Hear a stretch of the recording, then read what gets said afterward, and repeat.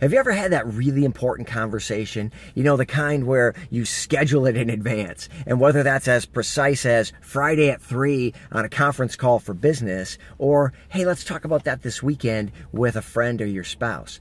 But it's that kind of conversation that's going to be important enough that you've got some time to prepare because you set it in advance.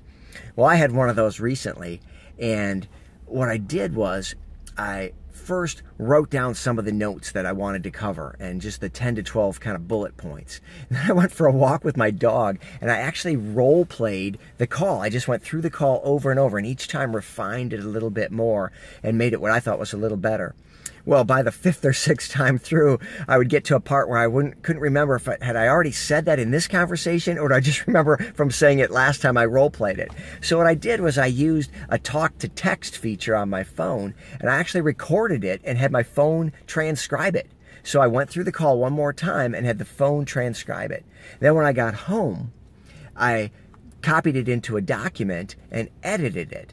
Now, when you're speaking to someone, you want it to be conversational. Obviously, we don't want to talk to somebody in a way that sounds like we're reading something. Even though we might be reading something, the purpose of reading it is to make sure that we're clear and concise and sequential and stay on track and don't get all rambly and go all off on a lot of different tracks in different places, because it's an important call. We want to do it really well.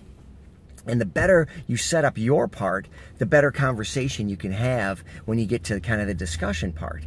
So I edited this document to be very conversational. And then I actually called the person and read the script, and read it in a way with some pauses and some changes in tone that made it sound very conversational, because it was a conversation. I had written it to sound like I was speaking, and so it worked really well. And the two key parts to that are the beginning and the end of basically your monologue. You want to be clear about your purpose. The reason I'm calling, or the thing I want to talk about, is this, and then you go into the description of that. And again, clear, concise, and sequential. And at the end, you want to wrap up with, so that's why I think this, or so this is what I'm thinking in summary. What do you think? And then you're launching into that conversation part.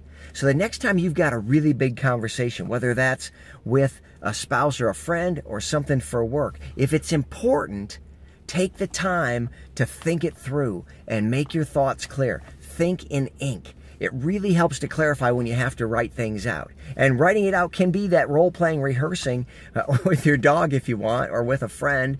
And then get it written down, though, and go over it. And you'll be much more prepared to have a great conversation. If it's important, take the time.